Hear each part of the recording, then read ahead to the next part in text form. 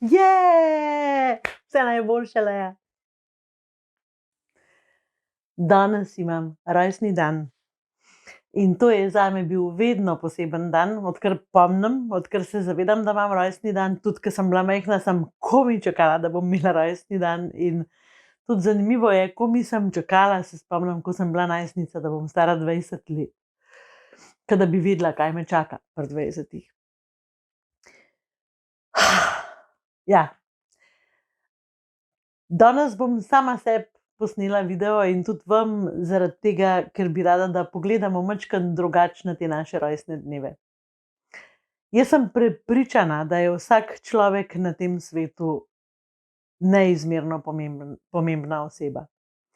Da prinaša en delček svoje energije, en delček svojih veščin, svojega upanja, svojih sanj, svojih želja na ta svet.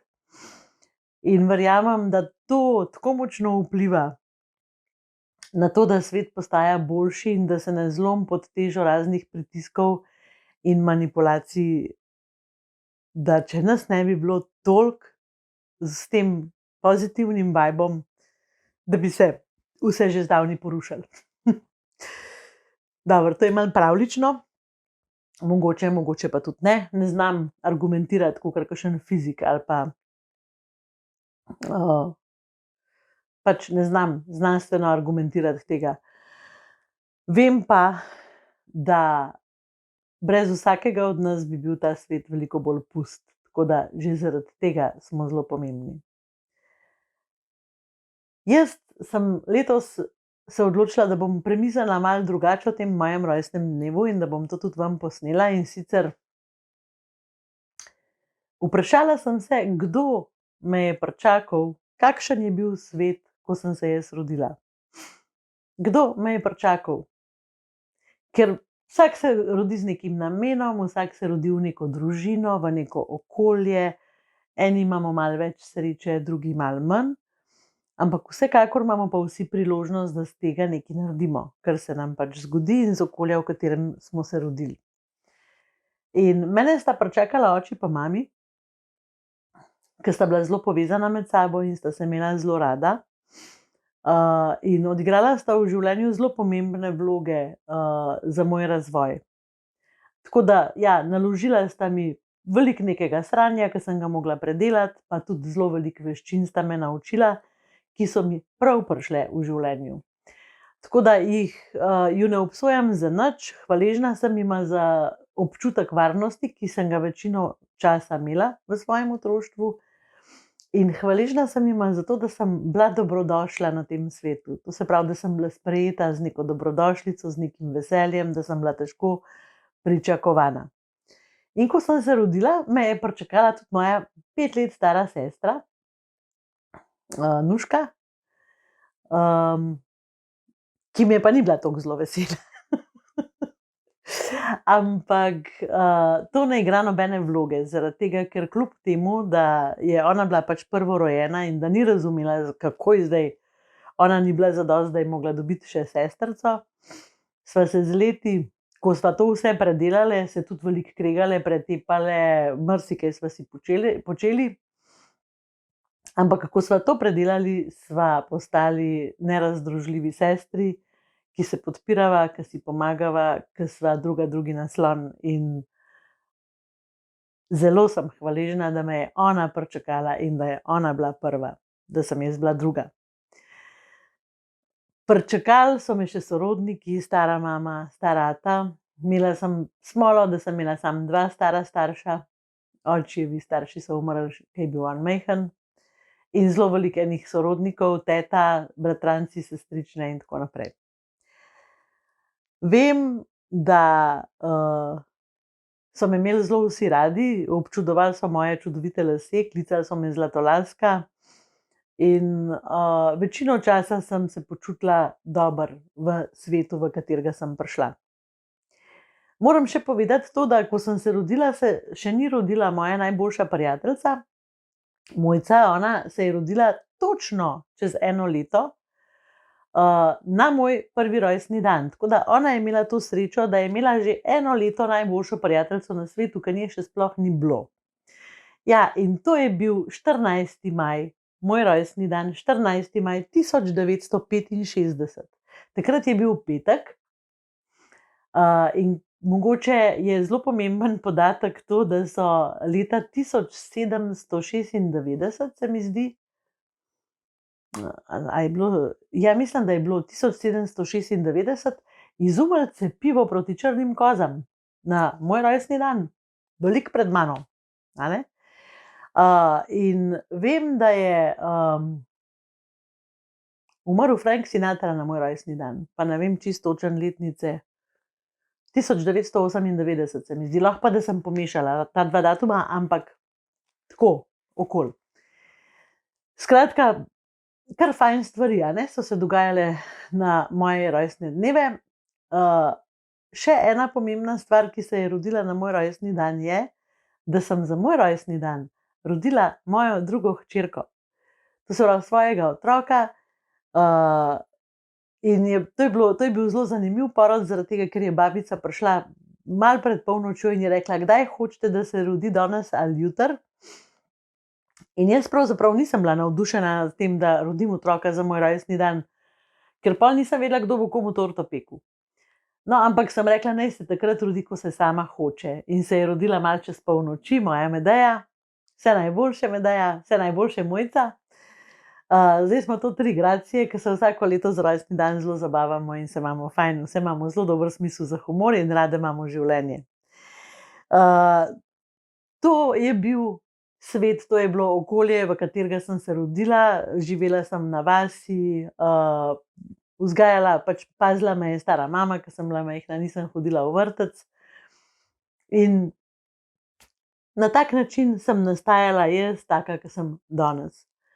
Če bi recimo mi rekli, da če lahko povem največjo spremembo, ki sem jo v svojem življenju naredila, bi omenila 2. Ena sprememba je ta, da sem postala ponižna. Da nisem več toliko pametna, bom rekla temu. To pomeni, da sem postala ponižna v smislu, da nimam tega prepričanja, da jaz pa vem, kaj je prav in da tudi vem, kaj je narobe.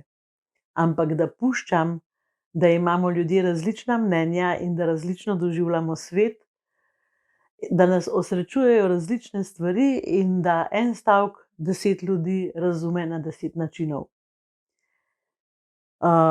Temu rečem ponižnost. To, da sprejmem drugačnost, da spoštujem drugačnost in da sem pripravljena slišati drugačnost.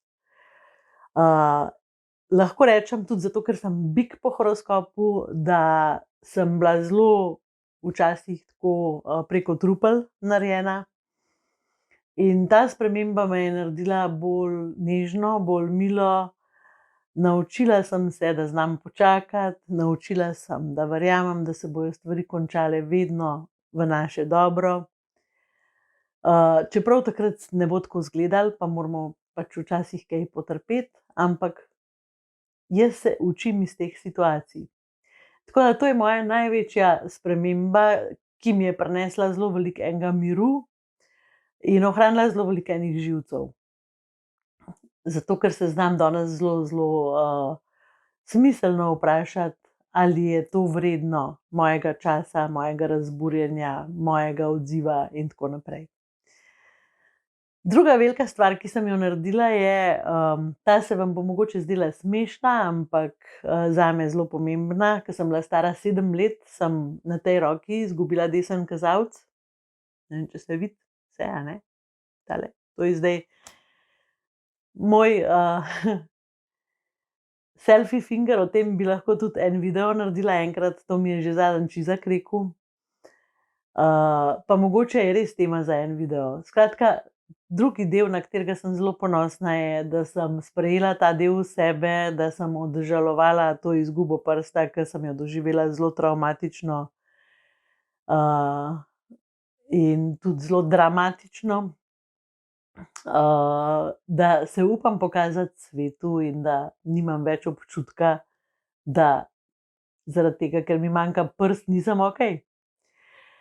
Ampak o tem bom pa res enkrat posnela še en video, mogoče že naslednjič, zaradi tega, ker so mi zadnjič otroci rekli, Izak mi je rekel: "A veš, to je zelo dobra tema, zato da ljudem sporočimo, kako doživljamo v bistvu, kako lahko grozno doživljamo kakšno majhno stvar in kako potem to lahko spremenimo v nekaj uporabnega, zabavnega, življenjskega, v nekaj, kar nas sprošča, mogoče celo kdaj nasmeje."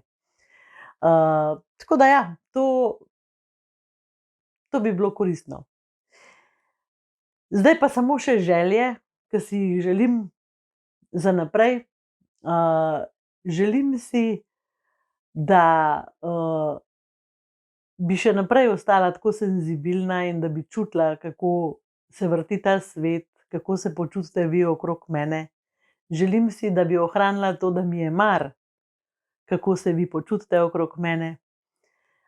Želim si uživati skupaj z Albertom in z najinimi otroki. Neskončno si tega želim. Želim si, da mi zelenjava na vrtu lepo uspeva. Želim si prebrati veliko knjig. Želim si posneti veliko dobrih video vsebin za vas, zase. Skratka, kar si želim je, da živim polno življenje, tako, ko bom vsak trenutek lahko rekla, zdajle lahko umrem, pa bom rekla, da sem res fajn živela. In zaenkrat se še počutim tako da želim si pa zelo dolgo živeti in tudi mislim, da bom, zato ker imam tam eno sliko okoli 100, ki še vedno kar snemam. Tako da, ja, in želim si ohraniti ta moj čudovit smisel za humor in dobro voljo. Mogoče ta občutek, ki ga imate vi, da sem vedno nasmejana, čeprav vse veste, da to ni res, to vam zmeraj povem, a ne? Pa v prejšnjem videu sem se jokala, tako da ga lahko pogledate, pa boste videli, da ni res, da se vedno smejem. In evo, mogoče si bom naslednje leto spet posnela eno voščilnico, za danes pa hvala za vsa voščila, hvala za vse dobre želje, imejte se lepo, uživajte maksimalno in izkoristite vse bedne trenutke za to, da se iz njih maksimalno naučite. Čau!